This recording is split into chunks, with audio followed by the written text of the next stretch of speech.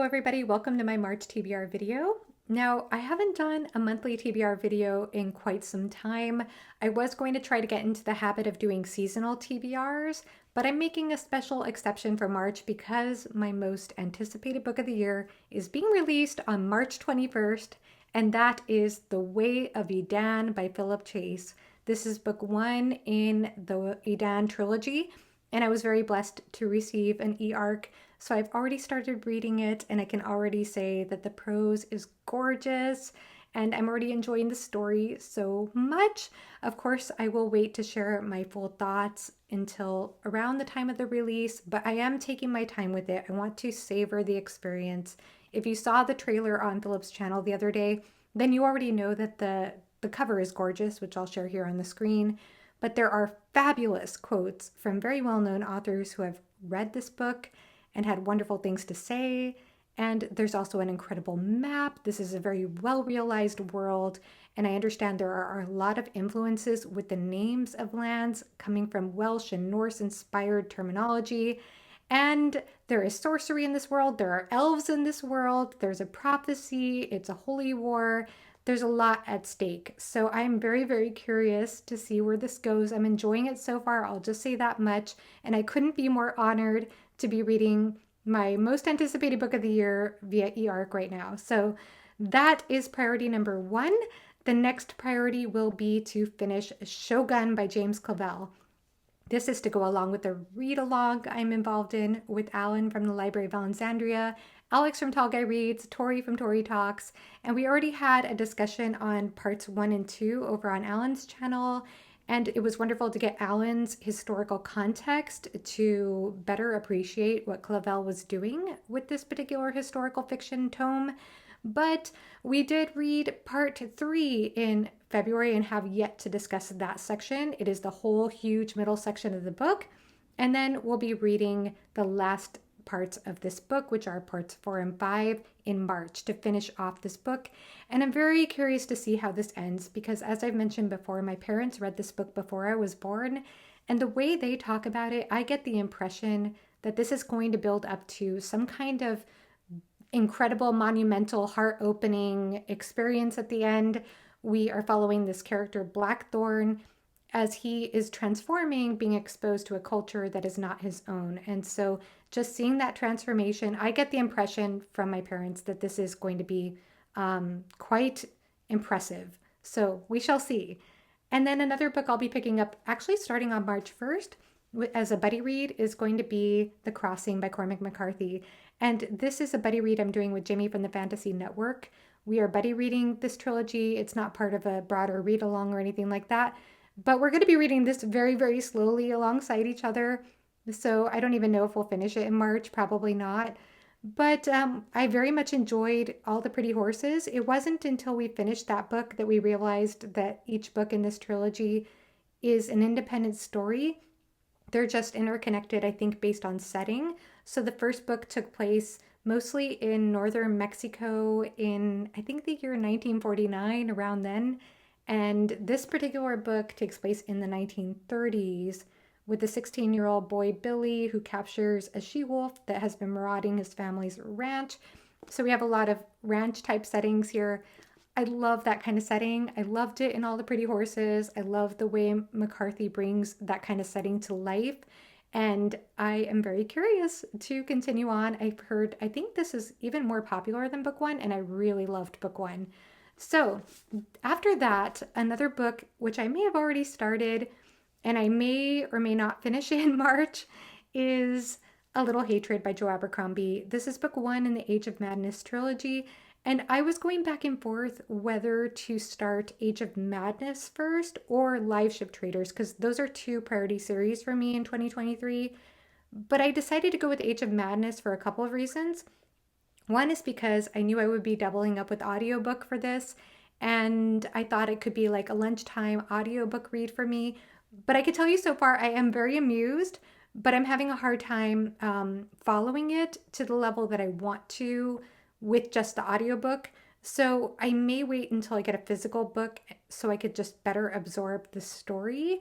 But I am amused so far, like I said, and this will at least finish off the First Law series for me. I haven't read Sharp Ends, though I did skip that one. I may get to that at a later time. But I decided that since I was so close to the end of First Law, that it might be better to tackle that trilogy before Live Ship.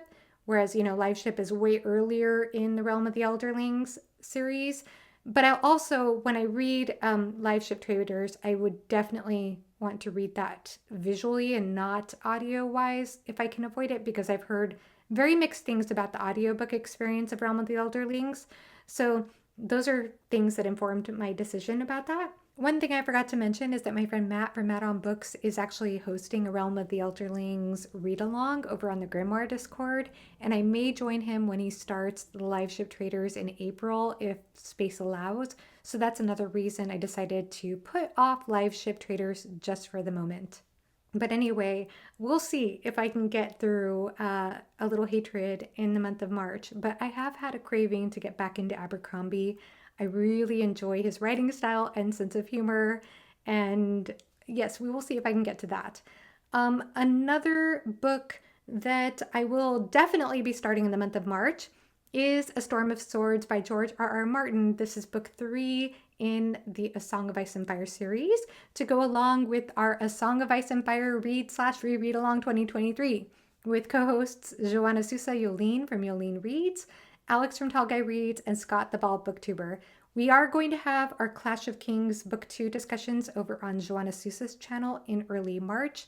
Now, our Storm of Swords discussions are happening on Alex's channel, but we decided we're going to push back those discussions 1 week from the original set dates. So I'll post the updated schedule here on my screen right now, but I'll also be posting it on Twitter as well, because a couple of our co-hosts couldn't make it to our originally planned live show for live show 1. So that's why we're pushing it back. So that will actually take place at the end of April, which will give everybody a little bit more time to finish that in April. And I'm so excited because rereading books 1 and 2, I could see so many of the seeds planted for what happens in A Storm of Swords. Now, I know that this book is considered a lot of people's favorite book in the series, and I have to say it's interesting for me personally because I read these books a little over 10 years ago, and at the time, I just didn't have it in my head to rank series. So for me, I just loved all 5 books. But even back then, I remember my younger cousin had read the books and she had told me, oh, book 3 is the best. And I thought that was interesting back then just to think in that way. Nowadays, I do think that way. I do think about ranking and that kind of thing, but I just didn't think about it that way back then. So I just find that interesting. In any case, though, I do remember some of the crazy intense things that happened in book 3, and I couldn't be more excited to relive it. So again, I will post the updated schedule on my channel, on my Twitter, and please stay tuned for those live shows. I'm super excited about how strong this read along is going. So thank you so much if you've been joining us for those discussions. And another thing I have to mention about all that is that I was recently invited to be a co-owner of the Grimoire Discord along with the Grimoire Gang. So that includes Baron from Your Brain on Books. He's the one who originally created that Discord and invited me to it. And then followed by Alex from Tall Guy Reads, Theo from Rekindled Reader, and RJ Gibson.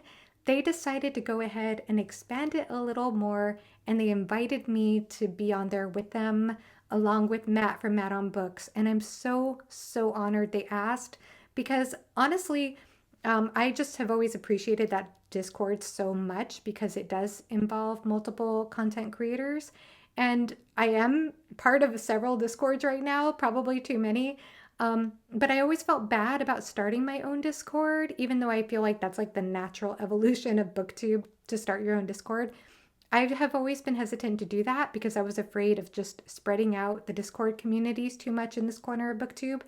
But I think it's perfect to be invited to a Discord that has some other creators, which I greatly admire. And I think it's a great way, again, to interact with other people in the community outside of just the comment section. Though please know that I greatly appreciate your comments so much on my videos. So thank you so much if you're somebody who comments on my videos. But if you want to chat more in depth there or get involved in the read-alongs we have or whatever, please consider joining the Discord or finding me there. So that is it for me for the month of March. Please let me know in the comment section below what you're reading, what you're up to. If you're part of the Song of Ice and Fire read/reread along, if you're picking up Philip's book on March 21st, I would love to hear from you in the comment section below. And thank you so much for watching. Have a great rest of your day. Bye-bye.